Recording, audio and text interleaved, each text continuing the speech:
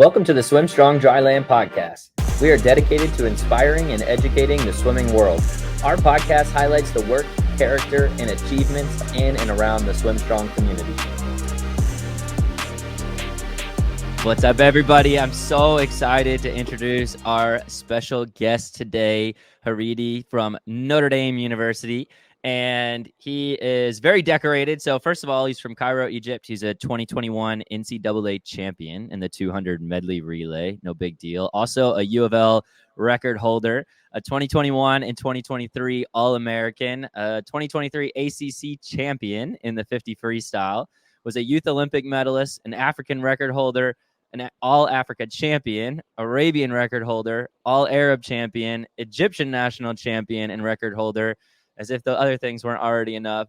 And in 2023, he won the Wilma Rudolph Award for overcoming great personal and emotional odds and is heavily involved in mental health advocacy, which I'm super excited to dive more into. So amazing bio here. Thanks so much for joining us. And we're going to have you introduce yourself as well in a second. But first, we got to get to the rapid fire questions. Are you ready? I am ready. All right, here we go. First off, if you could have a superpower, what would it be? Teleportation. Oh, quick. How about walkout song? I feel like God, but it's edited, so you have Bane saying it. He merely adopted the dark, but I was born with it, and then it just goes on. Yes, that's awesome. Best Halloween costume you've ever had? I'm sorry, Mom, but it was the guy from 365 2 years ago. How about your favorite artist? Favorite artist? Yeah, Adele. favorite music. There you go. What's your funniest swim meet memory? Oof. Last year, dual meet, University of Kentucky, they started trash talking me in the comments, and one of them was, "Are you gonna cry?" And then after every swim race, after I win, I just look at the stands and do this. And then afterwards, I just posted a picture of a screenshot of the comment, and then like there's a picture of you on the lane line like that. That's savage. I love it. What's your dream vacation? Dream vacation. I would say a Europe tour where I don't have to swim in the middle of it. Because this is usually my Europe tour is like I have to swim everywhere, so I try to act like a tourist. But I would say a Europe tour. Yeah, just France, Italy, Spain, Athens, Greece, all these things. Yeah. That's awesome. And lastly, what is your favorite pre-meet meal? Okay. In the States, I'll just make something like with steak and potatoes, something like that. Yeah, steak and potatoes and some asparagus. I love eating beef during meats. I don't like chicken, mainly just because of the antibiotics and the estrogen in them. Back home, I have this street food place, which I do not recommend you do before a meet. But it's basically they offer like casseroles and like it's mainly like beef broth, bone broth, oxtail, all these things. It's pretty delicious. Sounds good. Yeah. Well I done. still don't recommend it. Those are good. Those are good. There you have it, folks. So I'm excited to dive into your story. You have an incredible story, and I can't wait for our audience to hear. And was wondering if you could just dive into a little bit of your journey, how you got into swimming in the first place, and kind of what that's looked like from start up until now. How I started swimming, I think most people start swimming just like randomly. It's either like like you get pushed in the water and like your dad is like, "What if he drowns one day?" My story is a little bit different, which I found out later that it's not really that different from a lot of people. I was diagnosed with ADHD, just a really, really, really hyperactive kid as an individual, and the psychiatrists were just telling my mom, like he's too young to prescribe him any sort of meds or anything. He's not a naughty kid. He's not a kid that needs more discipline. He just has so much energy, so he can now like sit still in class. And then they were like, and then she was like, "Well, so what do we do?" And then the answer was just, wear him out. So that's how I basically got pushed in the water. And it kind of started from there. One thing led to another. I started getting into it more. I started There was a sense of belonging to a community somehow, going there to see my friends, the people I just learned how to swim with, are now my teammates. We go hand to hand, head to head. We go like win championships together or like go swim at big meets together, all these things. And, to like, like the following the American dream and like, moving to the States and like seeing all like these, other fellow national team members doing the same thing, pursuing their collegiate career and an academic career here.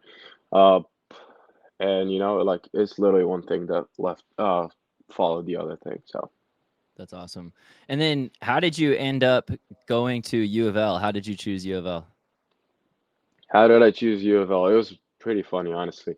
Um, you know, uh, with my recruiting process, I think coaches has gotten like a really, really a lot better with it now.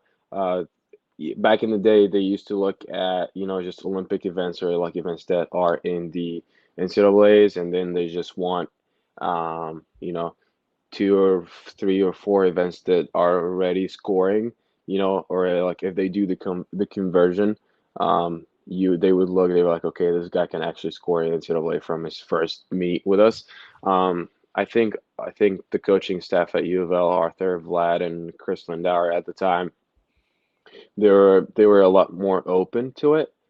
They actually like looked into my races. They looked into my 50 fly. They looked into my 50 freestyle. I was not swimming hundreds at the time. I still don't. Only short course yards. I'm big on specificity.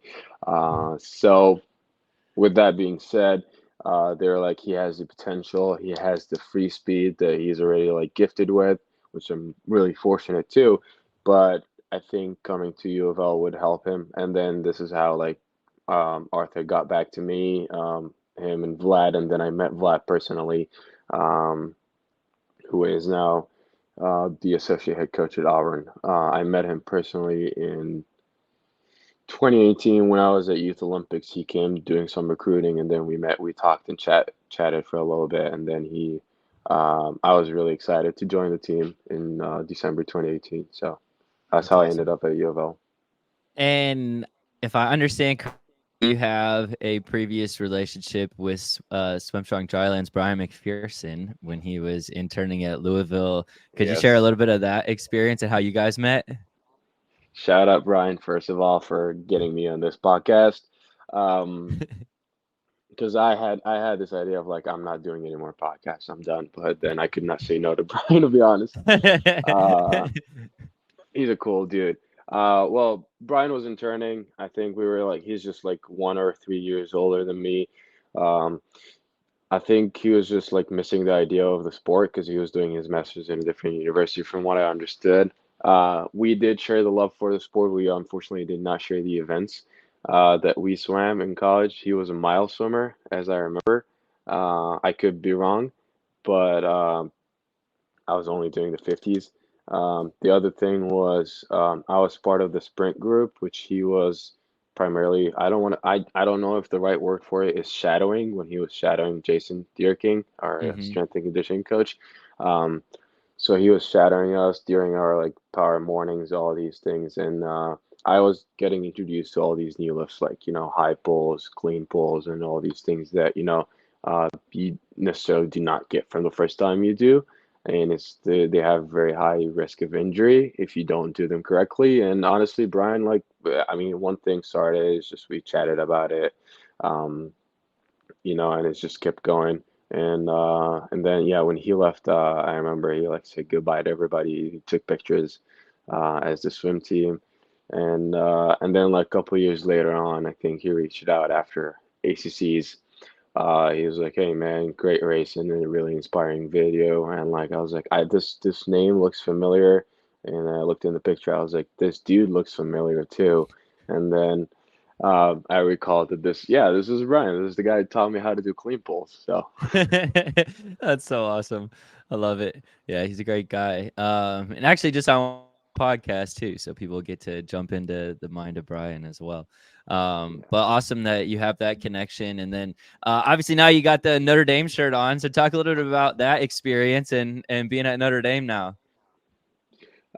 Being in Notre Dame is honestly, I as much as I loved my time at Louisville, I needed a fresh start in my life after everything that happened there. Um, but also at the same time, I wanted to be somewhere where I could trust the people around me. Um, you cannot go wrong with choosing Chris Lindauer, especially like if you were in my position, you wake up from a coma and this guy is like crying by the side of your bed. Like you cannot go wrong choosing him or Arthur Albiera per se. But the idea is like I really had to choose somewhere that I trusted people. Um, and that's like one of like the million reasons. There's so many reasons why you could choose Notre Dame. Obviously, academically, Mendoza. I'm now pursuing master's in nonprofit administration at Mendoza School of Business. If nobody knows, there's a guy, a pretty big entrepreneur named Tom Mendoza, who is this school named after. It's one of the best business schools in the country. The other thing is that also I cannot go wrong with Chris as a coach. He sees what I see. He has the same vision as I do. Um, I do a lot less yardage now, which I'm really a big fan of.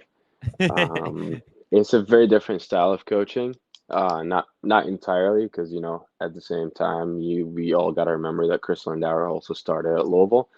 Um, some people argue it's Louisville 2.0. I don't hate it, honestly, when people say that. Louisville is my alma mater, so I cannot like really say anything bad about it. And the team is great. There's a really good group of guys here. They are very close. It's great to be part of like or be welcomed in this type of family. They have all these traditions and all these things. Unfortunately, I have not been introduced to the football tradition yet, but I'm looking forward to it. But yeah, that's pretty much it, honestly.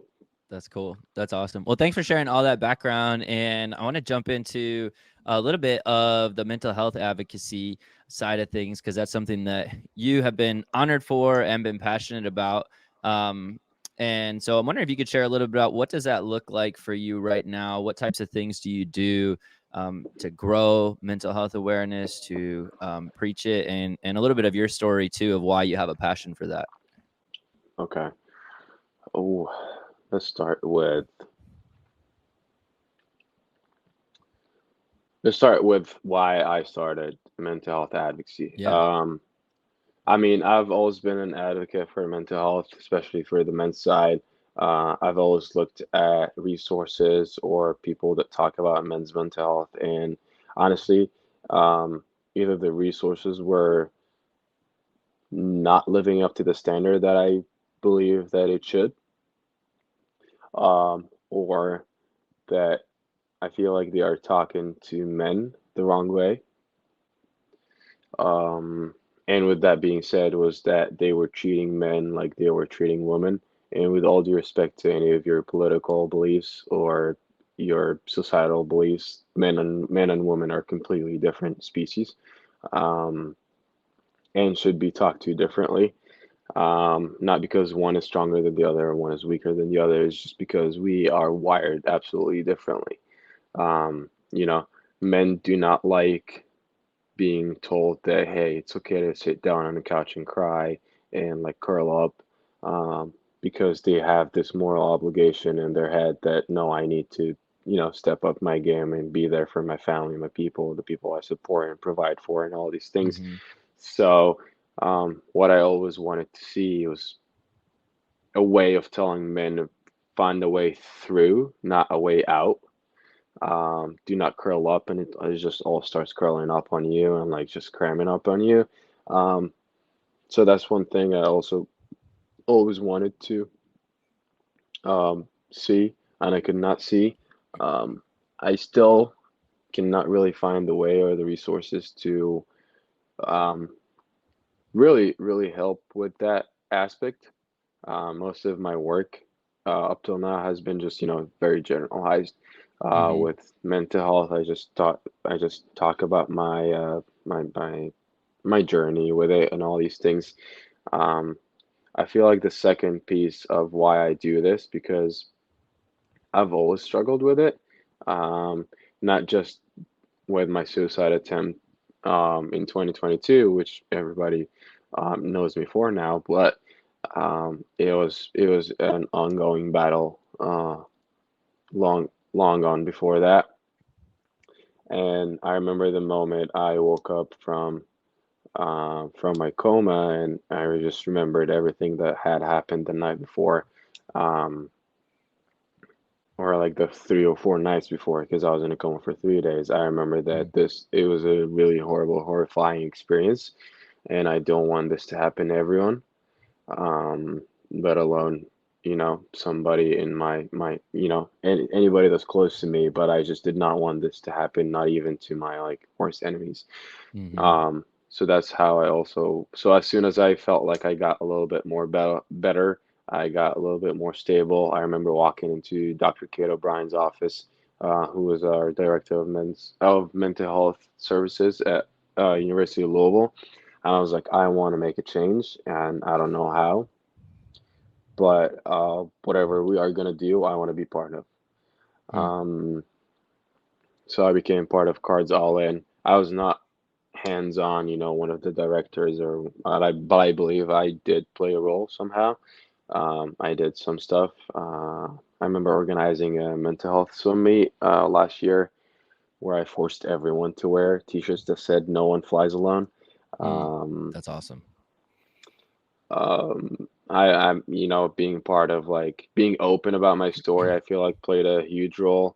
Um, because I found out that not everyone, that there is a lot of people, when I walk in the street, there's a lot of people around us that have at least committed suicide once, or I mean, attempted suicide, or even thought about it somehow, Mm.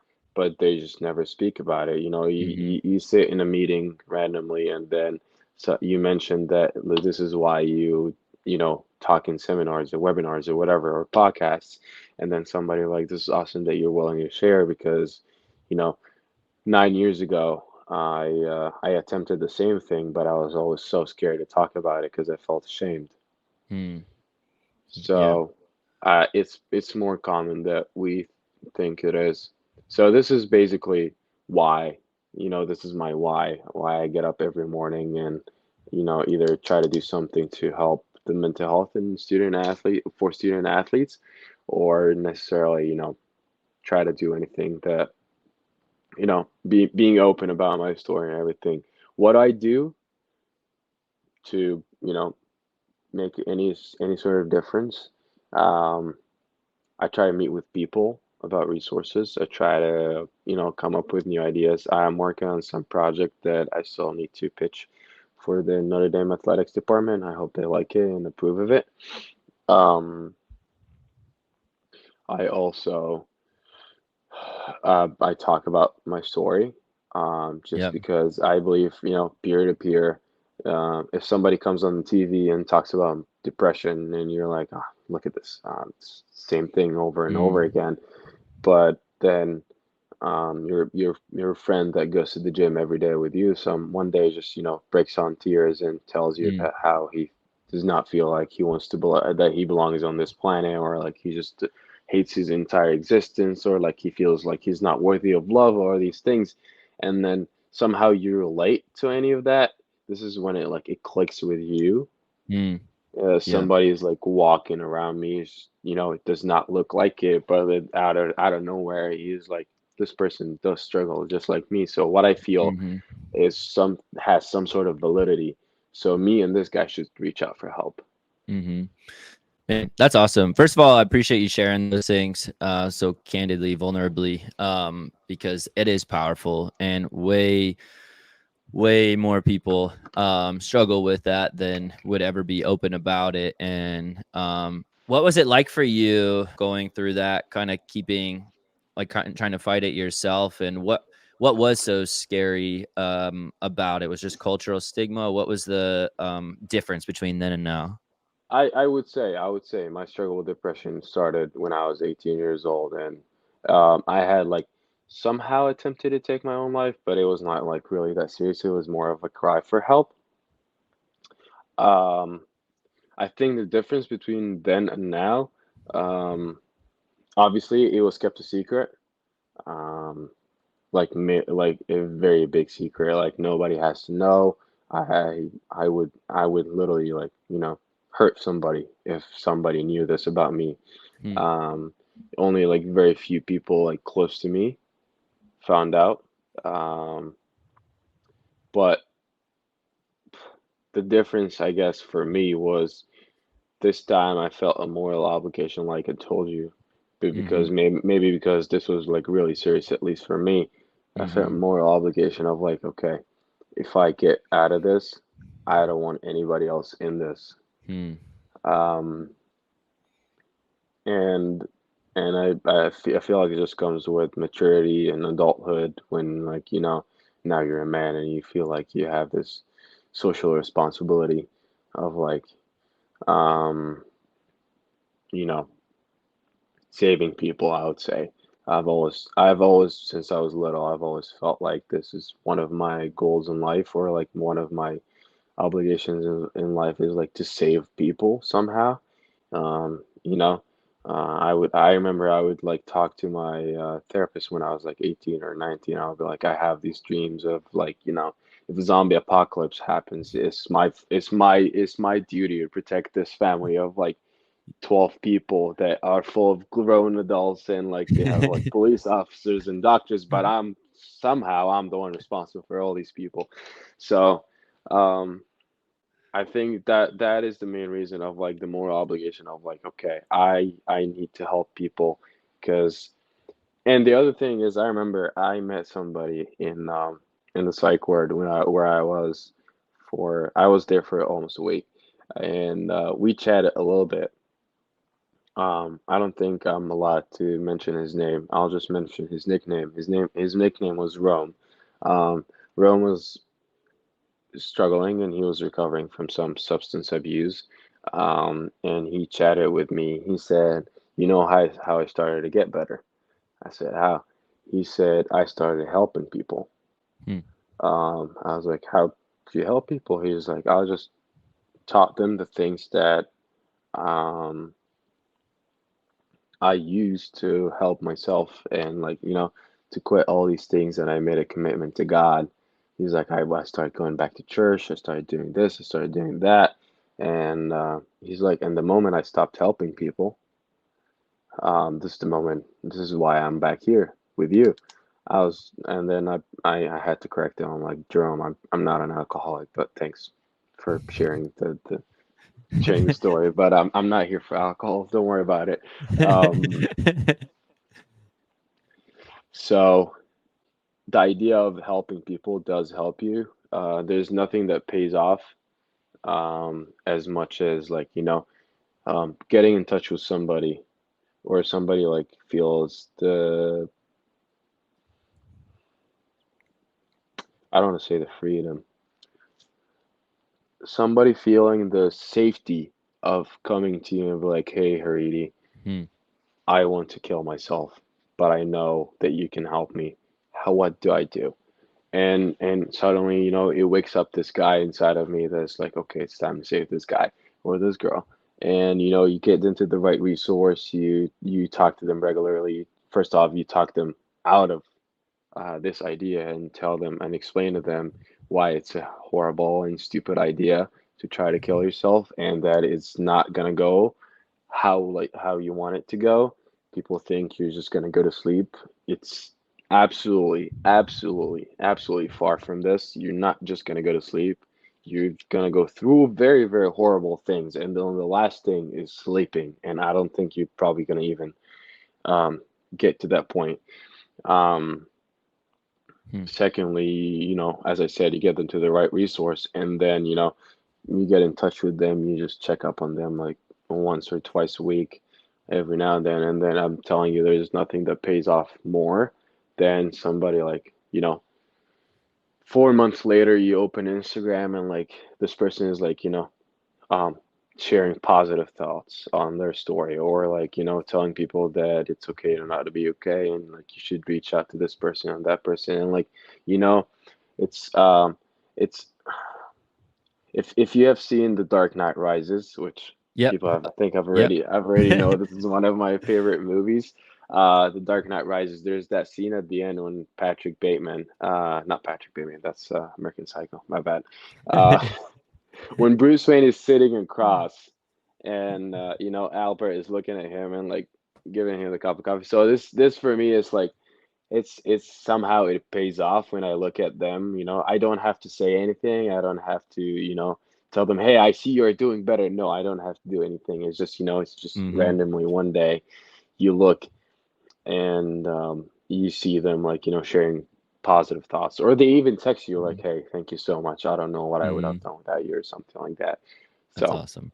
Yeah, man, that's awesome. And I know exactly the scene you're talking about. I got goosebumps just thinking about it because that movie's so epic. But where Christian Bale sees him and they just nod, they yeah, don't even have to say words. And yeah. but that's awesome. And I love the way that you're speaking about how important it is to have community around you, to have people in your life, to be vulnerable, to be open, to be real. Um, do you have any advice you would give, especially to student athletes, college, high school, and younger, who are growing up in possibly the most fake world that we've ever had because of social media, where everything and I think most people, like, if you weren't open about the things that you've been through, they'd be like, yo, this guy has it all. Like, I mean, did you hear the bio I read? Like, anybody who's watching, did you hear the bio I read of this guy? This guy's incredible in so many different ways. And but there's always someone is always going through something, and I think that's so interesting. People can see even things posted on SwimStrong Dryland, like, oh wow, like Eric's got the best job, or Brian and Sean, they had the best job, and they got, this is like amazing, their life is trust me, that's not the case. Like, it's not the case. Like, It's um not. we are more than happy to have real conversations with people every day on what our day-to-day life actually looks like, and we absolutely love what we do and the people we get to do it with. But what you said is very true, that being a part of other people's lives is one of the greatest gifts you can have. Like, I tell our athletes this all the time, that they have no idea how much they inspire us and what a joy it is to see them do amazing things. And to just be there with them. We call it the SwimStrong Dryland family, because we really want people to know, like, we have your back. Like, it doesn't matter where you come from, what your experience is. Like, we are here with you and in whatever, swimming or life. But I think people have a really hard time opening up, or having, and a lot of people struggle with their worth or their value, because social media says if you don't have this many followers, or if you don't have this many people liking or commenting on your stuff, or if, I don't know, it's just it seems like a pretty tough world to be real in and to have real connection. I'm wondering, what advice would you give to kids and adults in this modern world, as far as just being genuine and looking deeper than the posts, if that makes sense? Yeah. There's two TikToks that I think have changed the way I think about this. One was the guy talking about all sizzle, no steak. If nobody understands, it's like somebody sizzling all the time, but then you look, they're like he's not cooking any steaks. It's just sizzling all the time. And then he mentions this guy that he has this 155,000 followers on Instagram, and like talks about entrepreneurship and this and that and that, all these things. And then he reaches out to him and like, hey bro, I got this um idea of a business that I want you to like to start to like help me with, and like, like we could be partners, you with your money and I with like, the effort, experience, and this is the return on investment, all these things. And then the guy was like, I don't have $2,000. And then the guy was like, so where are the Ferraris and the Teslas and like, all these things? And he was like, no, it's just like all rental stuff, and like I'm in like credit card debt, and like, you see it from the outside, the guy got Teslas, Ferraris, Mhm. 155,000 followers, and like, these million views on his reels and TikToks and like, private jets, Mm. Balenciaga watches and all these things. But then the guy's like literally all sizzle, no steak. Mm. Uh, so this is where I changed my mindset of like, okay, it's nice being famous and having all these numbers, but it's just literally like being rich in Monopoly, you know? You have all these assets and cars and people pay you rent when they stop there, but you don't have $7 to get your favorite Starbucks drink. So then was this is when I took matters in my own hand. Is like, okay, I've reached good enough audience that now I want to, do do something with this audience. It's not just a Mm. number that's sitting down there. Like, might as well just sell my profile. It's a verified profile, and it's like got 35,000 followers. Might as well sell it for like, I don't know, $10,000. Anybody would pay for 10,000 for 35,000 followers nowadays. Uh-huh. Um, so this is when I started like my swim camps and stuff like that. So like having a good followers is a good base somehow. It helps you with brands and stuff like that. You have like, you have reach to all these people and all these things. But the other thing is you have to understand that most athletes or celebrities or, or social media people, this is their job. You never see an accountant not go to his job because he's sad Mm. or he's hurting. No, this is his job. Like I could be breaking up with my girlfriend, but my reel is still scheduled for 9 p.m. today. Mm-hmm. Why? Because not everything has to fall just because something is falling on in my life. And it has happened. It has caused a lot of trouble for me of like, I get in a fight with my ex-girlfriend or something, and then she was like, "We are fighting, and you're out there like posting stories on your Instagram." I'm like, not every single person in the universe has to know that I am sad because my girlfriend and I are fighting. This is two different things. So I am not gonna Sure. show you. I'm not gonna show you everything that's bad in my life. Mm-hmm. However, this is something I like to do is that I like my followers to know that there is bad, there's good days. There's horrible days and there's really, really good days. There are days where, I'm getting followed by NCAAs and like, they're like asking me to be a part of this, mental health campaign. And there's this other day where like, I'm having a really, really rough day. I like just failed two tests and like, like my car is not working and like all these things. So what is happening on social media has nothing to do with you. And I will get a little bit religious here. I believe God has given us a part of the world and it's 24 karat. Everybody got their 24 karat. Um, Haridi got, 8 of them as as his Instagram followers. 4 of them as his, university scholarship, where he gets like, a full ride, and then he got the last 10, for just swimming. Um, Eric got a successful business, got a successful podcast, and like, he has a beautiful wife, for example. Um, and it's just very different. If it's like, I got a delicious meal and you got a delicious meal. For me, steak and potatoes are the most delicious things ever. If you're vegetarian, then you want fried rice and tofu, and like this is like, the world is like smiling at you right now. But for me, I'm like, Eric got on his plate, and for me, you're like, Haridi got like absolute cruelty on his plate. It's like it does not make sense that I would look at your plate and you would look at my plate.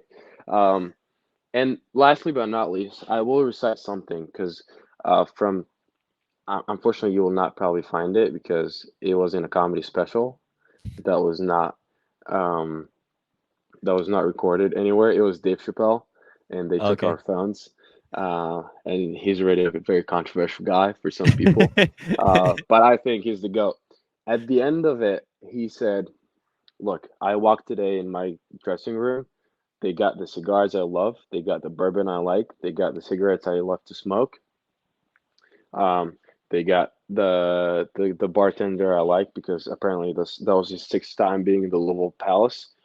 They got this, they got that, and he's like, I'm wearing a $7,000 shoes, and I'm doing this and doing that. He's like, I woke up today and I felt like I I own the world. This is my world, and everybody else is living in it. And I realized I got to live my dream. He was like, but some other days, I woke up. He said, for example, I woke up one day to my son asking me to go buy with him tickets to Kevin Hart and then begging me to go see him backstage. He's like, think of me. I'm the greatest comedian that ever existed. And my son is asking me to go watch Kevin Hart. He's like, but he said, guess what? I went with my son because I realized I woke up in Kevin Hart's dream. Wow. He said, whenever you wake up Mhm. and you feel like everything is not going well for you, then you definitely are living in someone's dream. Just go find that person. And like you said, ask them to allow you to be part of of their life or their dream. Hmm. And there's nothing more valuable than that because this is That's literally cool. the one thing that will never Mm. come back. Time is the one thing that will never come back. I could give you $100, forget about it. 10 years later, you'd be like, hey, really, here's your $100. I'm like, oh, it came back. So we're good. But then time, it will never come back. The time we're Hmm. spending right now, it will never come back. Hmm. That's good stuff, man. That's awesome. I love it. And I feel like being able to support somebody else's dream and be a part of it is countercultural, I think would be the right term. Not many people do it. It's something everybody's kind of like, I'm going to get mine. And I'm going to go after my dreams. And there's nothing wrong with chasing your dreams, but if you can't celebrate someone else's and be a part of somebody else's life, I think you're really going to be missing out.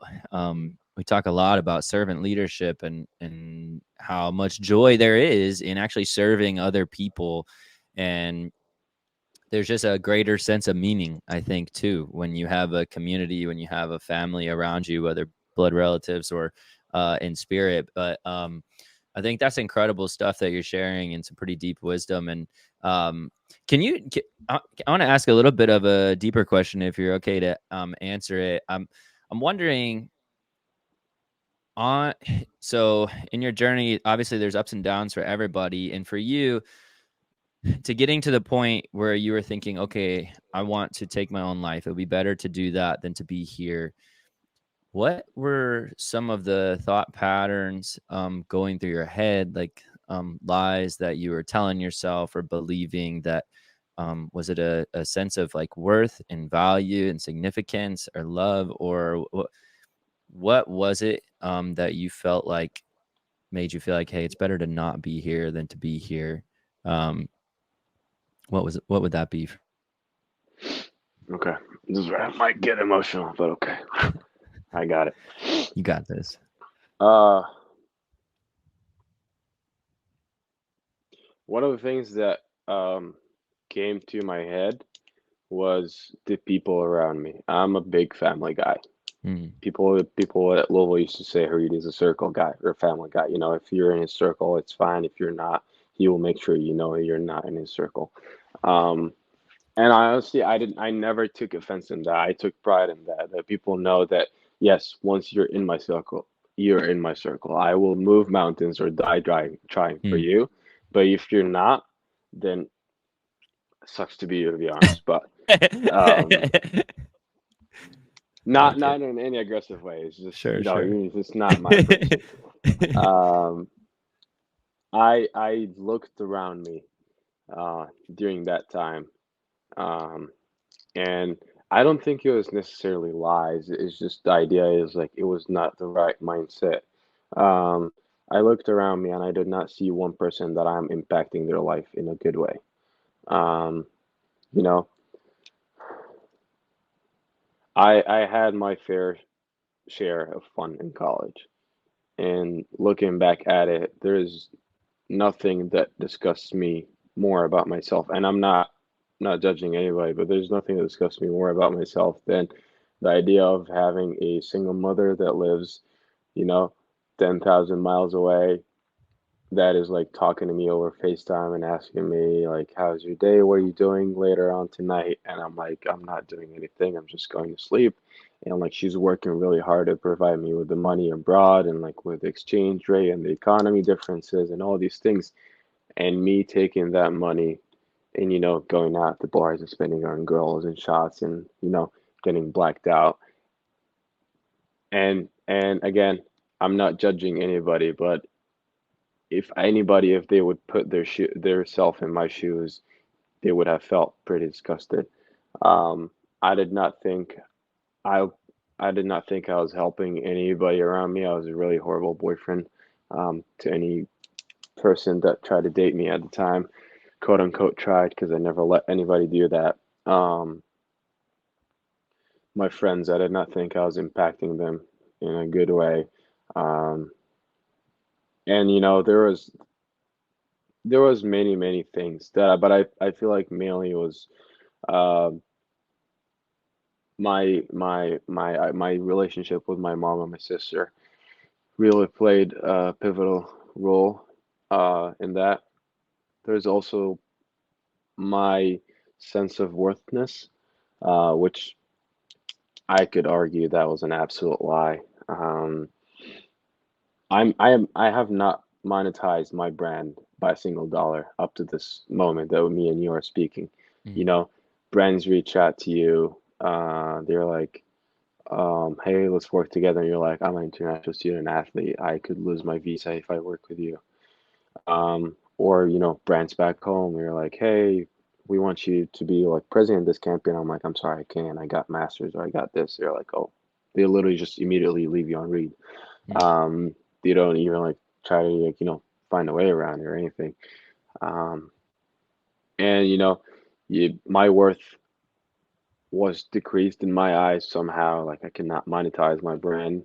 I did not qualify at Olympics. I did not do this. I did not do that. There's no point. I'm just hurting people, and it was just voices and voices and voices and voices in my head, and it just kept going, getting louder and louder and louder. And um, I said that when I first talked about my mental health journey was I lost vision in my heart, and I could not see um, anywhere through the darkness Mm. that was just around me.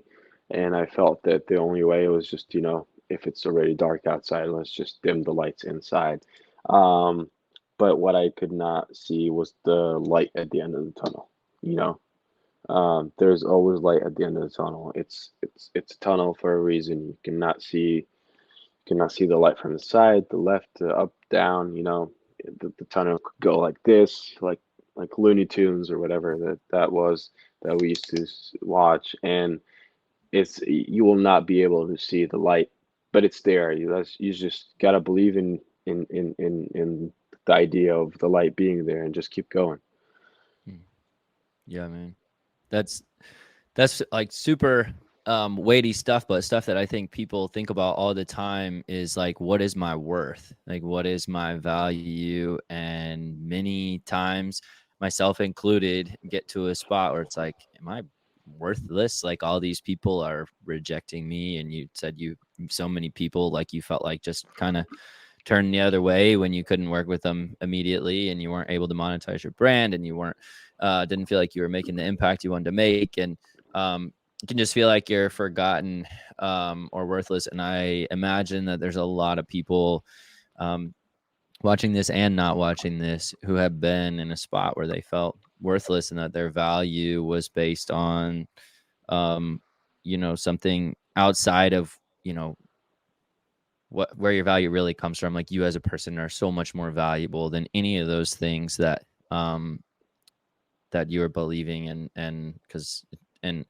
I'm sure, and I'd love to hear the other side of this now, because obviously you've learned a ton from it, but your value is just so much greater than all those things, like so much greater. And I try to make this a point to remind myself all the time, remind all of our athletes, people in our lives, that, hey, like, you're not just a swimmer. Swimming is something you do, right? You're not just a student. You do go to school, but it's who you are is not just, it's not what you do. Those are things you do. Who you are, like, you're you, right? You have so much more. And I know for a lot of people it's faith, for a lot of people it's family, for a lot of people, like, there's just deep, you're so much deeper than just what you do. And I appreciate so much you sharing that. And it's crazy inspiring to see. So you after your suicide attempt, you have now come out on the other side and are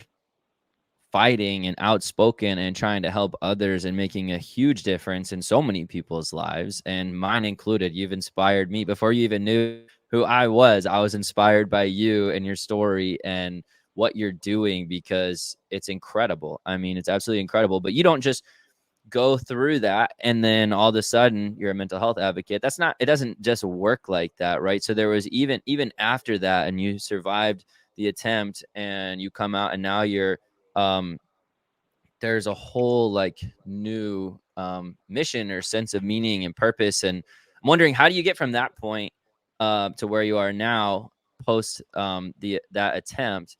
Because it's not just like you snapped your fingers and like, oh, I lived, and now I'm just I'm a going to change mental the health world. Like, advocate. yeah. Yeah. Um,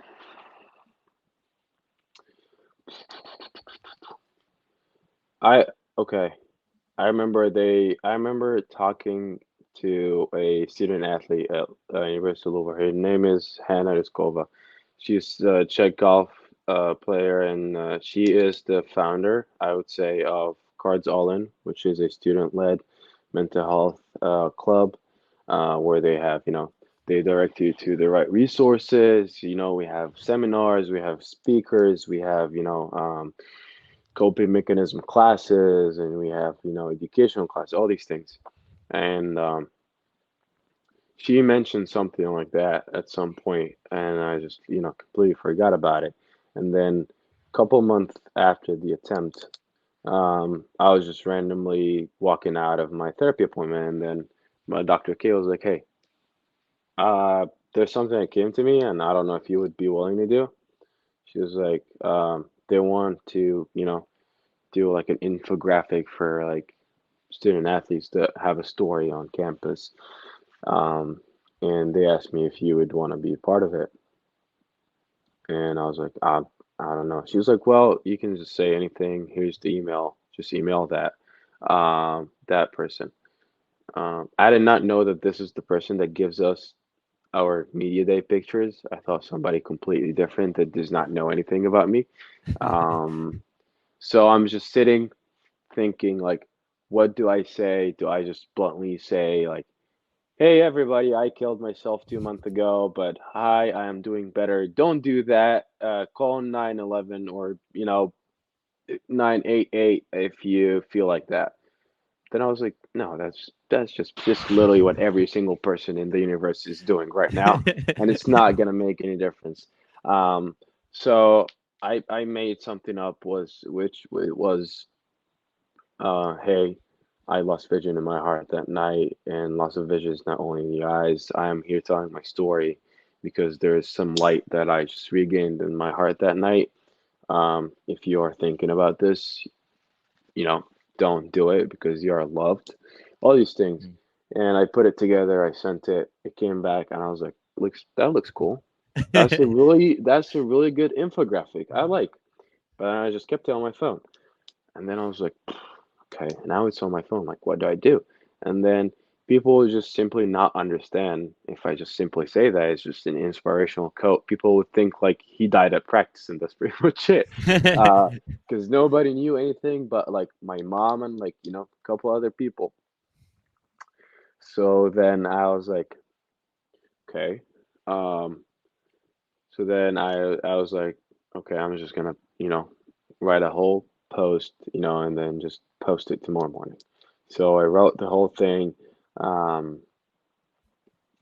then there was not that scheduled post feature in Instagram. So I woke up at 6 a.m., posted it, and then went back to sleep, acting like it did not happen because I was like so scared of everybody's reaction. I knew my mom was gonna be really, um, um, which I was really surprised how that changed the perspective of many people.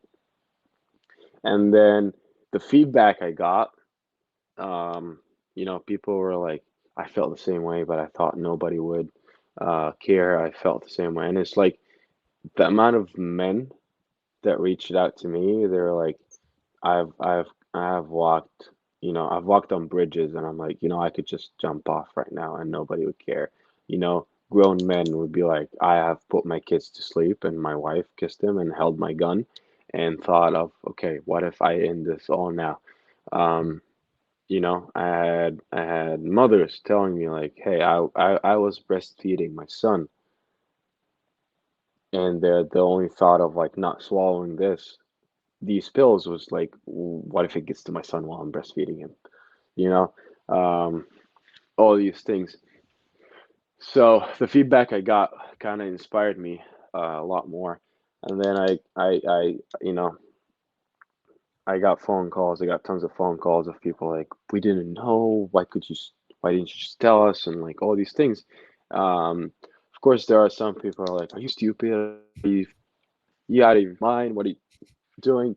Um, but uh, coming back to campus, after that attempt and like not swimming for a while and like all these things and like thinking of like, do I want to go back to swimming or do I not? Do I want to continue the sport and I swim part of the problem or part of the solution? And I had to, Mm. like Arthur said, I had to figure that out myself.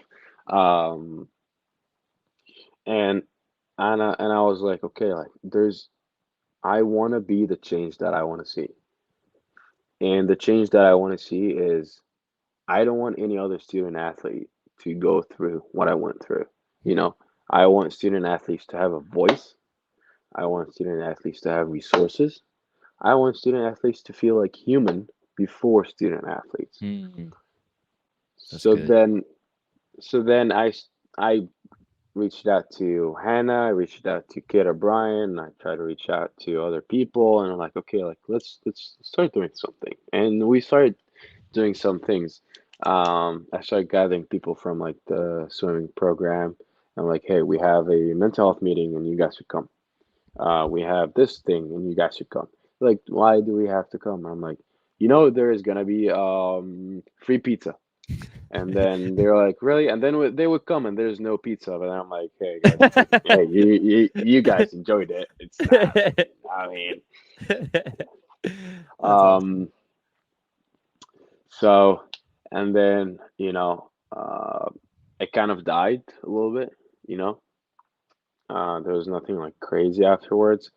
And then it came up the idea that was I always think about it as like almost three different people. There's Haridi before the attempt, there's Haridi right after the attempt, and there's Haridi that somehow decided that this attempt is not going to be what it's all about. So then we moved to the Haridi that decided that this attempt should not be what it's all about. And then I was like, okay, I feel like I cannot come back to be as fast or as an athlete as I used to be, and I want to prove myself wrong because I'm Mm. pretty sure there's someone out there that tried to commit suicide at some point, and then their life just they did not die, but their life died. Mhm. Um, so I like just like put my head down and work towards ACCs, and like I said many times before, I prayed that night before the race, and I was like, if there's one thing I want in my life, I want to freaking win this 50 free, because I want that microphone in my head and I want to freaking speak. And I had all these speeches in my head. I had all these ideas, and then the moment they put that speaker on my head or like the microphone on my head, I'm like, I don't know what to say, and then flew out and like. Well, congratulations. I would ask you what it means to you, but we saw the reaction at the end. What went through your mind there when you hit the wall? I'm sorry. It meant a lot of things. It's crazy to think I'm still here. I don't know if it means anything for anybody. It's okay to fall. It's okay to fail. It's okay to lose the battle. Just don't lose the war. I lost the battle last year, and this was for Haridi that lost the battle, and for my team, for my family, for everybody that stood beside me. I'm sorry. No, don't be sorry. Wow. And we know And like I said, it's okay to fall, it's okay to fail, it's okay to lose the battle, just don't lose the war. Because I myself did not think that after I've been, like the bottom of the bottom, Mhm. I could be somehow on top. ACC medal is not anything crazy. I have It's pretty crazy. I I've had like 7 others or 8 other gold ACC medals before. Um, I've had ACC records under my name. As part of the relay. Mm-hmm. But for me, that resembles something a lot bigger and a lot more than just a piece of gold or a piece that looks like gold. Hmm. Um, it resembled that no matter how hard you can fall, you can always get back up. Yes. That's awesome. I mean, that moment when you won the 50 free after going through all that, you look up at the scoreboard. Do you remember the thought that was in your head when you saw the scoreboard? Was there any words? The, I mean, there was no words. There was just screaming and me backflipping. I don't know why I even backflip. People are like, "Did you think about the backflip?" I was like, "No, I had no freaking clue I'm gonna backflip. It just happened." But I remember like pointing at them. I was like, "I told you I'm gonna win tomorrow. I told you multiple times that I am gonna win tomorrow," because I had this belief in my head. And from then, this is I think where my mental health advocacy journey has begun. I started being asked to be on podcasts. I started being asked to be on blogs. Started getting reached out to for articles about either mental health advocacy or health and performance in general. Mm-hmm. And all these things. And honestly, it's been an honor that people trust me with uh you know ma- inspiring people in some way or another. Uh, but I always try to I get the imposter syndrome sometimes, of like I don't deserve all this attention. I'm just a normal guy that's sitting down. Because sometime at some point it just all went crazy. I had CBS reaching out to me like we want to make a documentary about you Oh, wow. for Mental Health Awareness Month, and then that somehow died when Trump got arrested. Um, because I mean, I understood. I'm like, okay, Trump is getting arrested. They're not going to talk about the suicidal dude when Trump is getting arrested. Um, and I like just felt the imposter syndrome. I just did not think that I have the right to be, this famous at some point because I'm like, I just tried to kill myself a year ago. But then I tried to remind myself that I am not doing this to be famous. Um, it's somehow like just God's gift to me, and He's gonna watch me how I use it. Uh, and I tried to use it the best way possible. Mm. I mean, people were trying to monetize off it somehow. Uh, there were people who were like, "Hey, we like support mental health, and we donate to mental health. We're gonna give you a promo code, so like you people buy our, hoodies and sweatshirt." Um, And then I'm like, no, I'm not gonna promote your freaking hoodie that says mental health matters, just so you don't. Because you look at the donations and it's like $5 off, the $95 hoodie. And Yeah. now that I'm Masters of Nonprofit Administrations, these are writing it off their taxes. Now that I study legal environment, now I know he's just writing it off his taxes. So he's making double the profit. So no, I tried my best to, not monetize it, use my voice in the best way possible. That's And awesome. I still try to do that.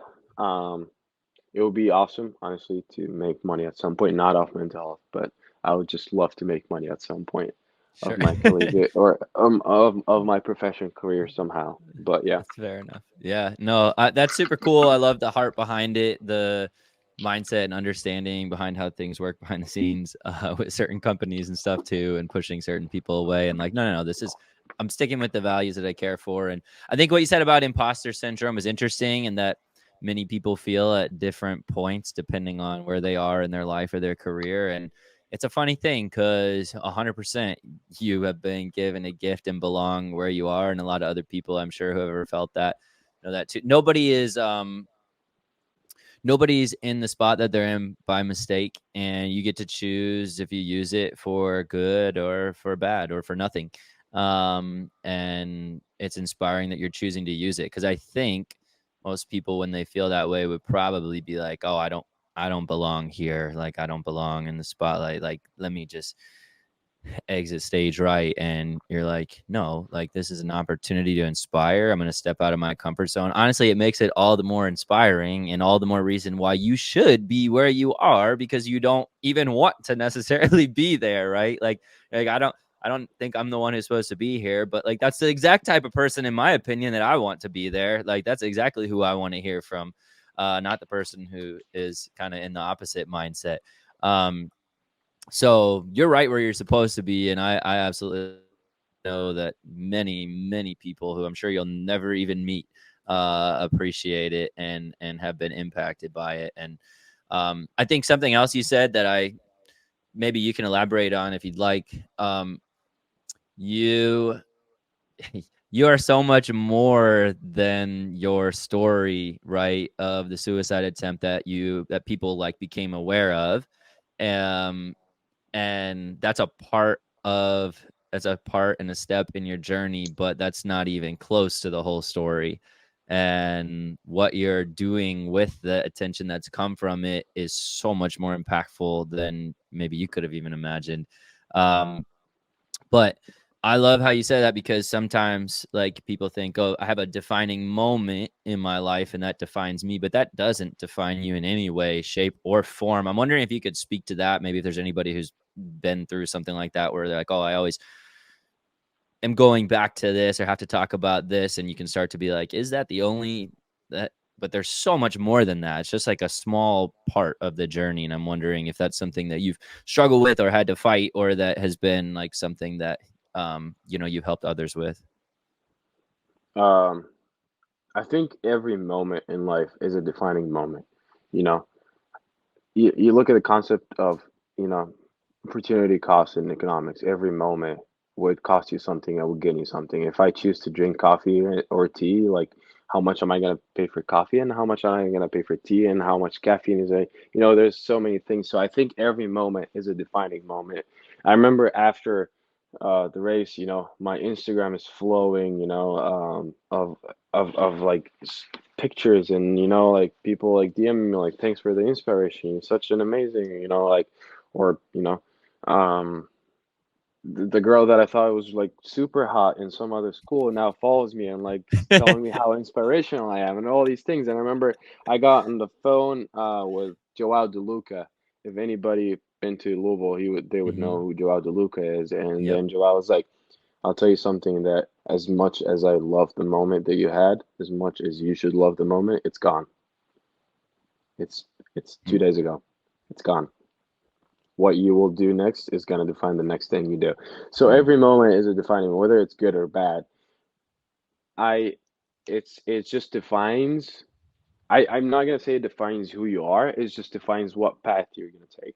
You know, if somebody hands you a cigarette and if you throw it, you're not a smoker. If you light it, you have the possibility of paving your way to become a smoker. So it's just putting that in mind of like, stop looking at past in the nostalgic way. And I'm quoting one of my favorite chefs, Massimo Bottura. He said, stop looking at past in a nostalgic way. You look at it in a critical way. You know, he said, I look at recipes from like my grandma when she would make pasta and all these things, and then I would look at like the basics of culinary school now, and I'm like, okay, I love my grandma's recipe and I love my grandma to death, and I hope she will make me her pasta every single day, but she did not leave the pasta enough to get the gluten developed. So how can I develop this in some way?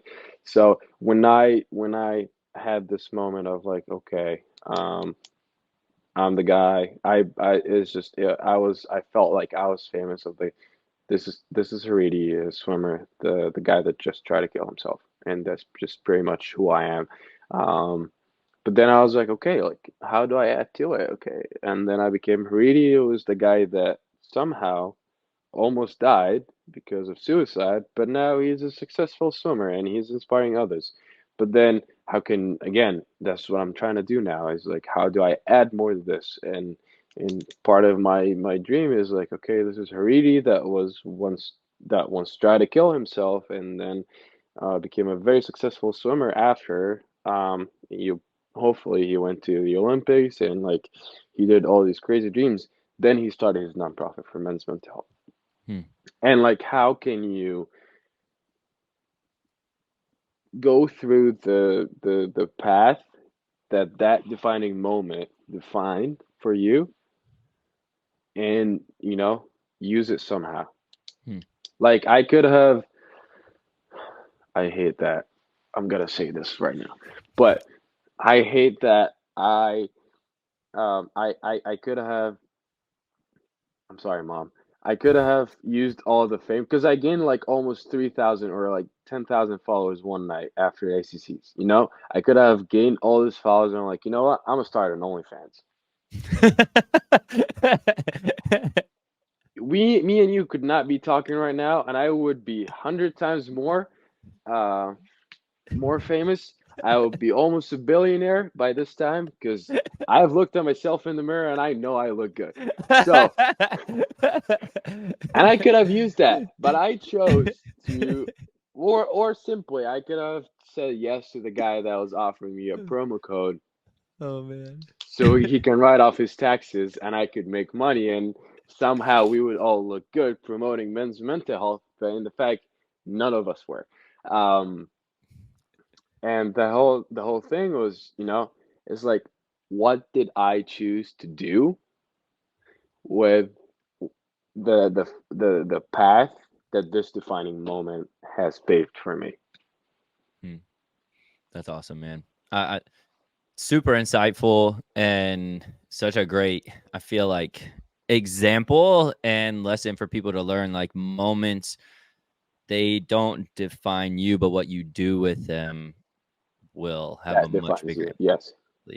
And so I think that was just really well put. And your humor is hilarious. I love it. I hope your mom watches this. Man, we should probably wrap up here. Honestly, I could talk to you all day about these things. This is amazing. Last thing I want to ask you, for any athlete out there who is watching this and finds himself in a similar spot where you've been before, but maybe just scared to talk to someone, open up to someone, and isn't sure what to do or what the next step to take is there any advice or any place you say they could go, or just any first step that that you would encourage them to do? Because obviously it's easier, I'm sure, easier said than done. Yeah. I got advice for two people: the person that is going to say something and the person that's going to receive something.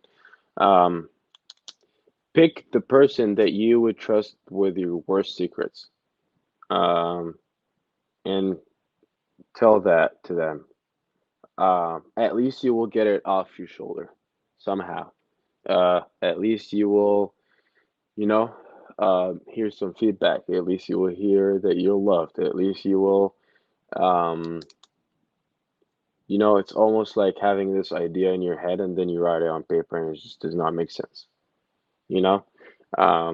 So somehow just let it out of your head, and you could, like, if you have a photographic memory or a photographic way of thinking like me, you could even like see it in front of yourself, and it probably would not make sense, and somehow that would encourage you, and instead of just reaching out for a friend that you guys would go for a couple beers, you could also like reach out to a professional somehow. My other advice for the person receiving it: you have to understand the responsibility you will be holding. If you can't, don't act like it. If you cannot be the person that this person, like, you cannot be like, hey, Eric, if you need anything, just call me, bro. I got you. You're my day one. I got you. You're my ride and die. But then when you call me, I'm like, hey, man, it sucks, but I gotta go with my girlfriend to get dinner. I hope you're good. By the time I get home, Eric might have killed himself. Or don't be that person of like, hey, I know, because it happened to me a lot.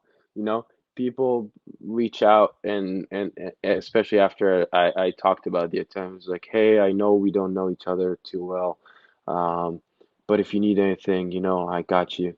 Or people that I thought I know too well, and they know me well. Um, and I mean, a very close swimmer to me, and on the national team, the moment we had a little fight in the pool, he used that actually against me. And then, like flipped off, threw stuff, and he was like, if you want to kill yourself, go kill yourself. Nobody wants you alive. And like, he made this huge of a deal. So, and that honestly does not make me regret telling or him knowing that, because I never really talked to him about it. It's just, he was the one who approached me. He was like, hey bro, we love you, like don't leave us, and like all these things. But it honestly, uh it shows much of the other person's character than it shows you. So as I said, like you have to understand there's this responsibility. If you cannot take it, don't offer to take it, please, because it's gonna do more damage than it's gonna help this person when they think that, it's like, Eric, I'm gonna jump in the water, but you're gonna throw me the life jacket. Yeah, I got you. And by the moment I'm like, hey Eric, throw me the life jacket, yeah, you just betrayed my trust. Yeah. Um, Yep. but yeah, that's just pretty much my two advices for these people. That's And good. always remember, like I said, there is light at the end of the tunnel. You cannot see it, but it's there. It's the basic rules of making a tunnel, is that it has another end and there's light at the other end. Even if the electricity is out in the whole town, there's light at the end of the tunnel. That's good. For the person in that spot and for the person receiving it, I think both of those things are important to know, because there's a lot more people in that spot than you would think. And something that I'm really passionate about and why I appreciate this so much is that I believe everybody should be addressing their mental health on a day-to-day basis, before they're in a crisis too, because everybody had mental health. There's a stigma around it that there shouldn't be, that you only work on your mental health when you're really in a bad spot. And I think that couldn't be more true. That'd be like someone saying like, oh, I want to win the AC championship, but I'm only going to train really hard and have good nutrition 5 days before the meet. Okay, that's not going to work. You can try it. It's not going to work. You're going to fall on your face. Mental health, your brain, like everything starts from the way you think, right? Like your actions are driven from the way that you think, the beliefs that you have, the thoughts that you have about yourself, about the world around you. And so training your mind should be, in my opinion, one of the most important things you could do. And I just think so many people know so little about it and are afraid to talk about it, that we haven't made as much progress as a whole as I think we should be. But people like you who are like really, really pursuing that and inspiring others to pursue that is amazing, because we all should be working on that daily, just like we do our physical health. So I don't know if you have anything you want to add to that or not. The only thing I'll add to that is like there's a sense of accountability.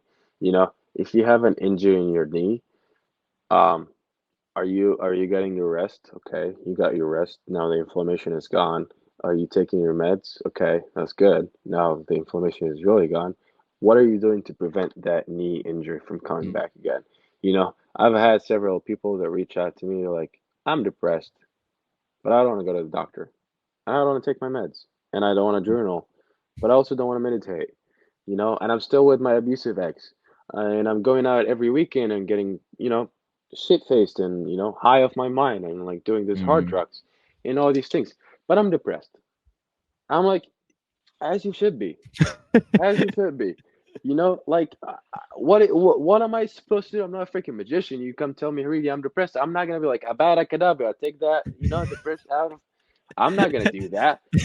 There's a sense of accountability that you need to have. Of like,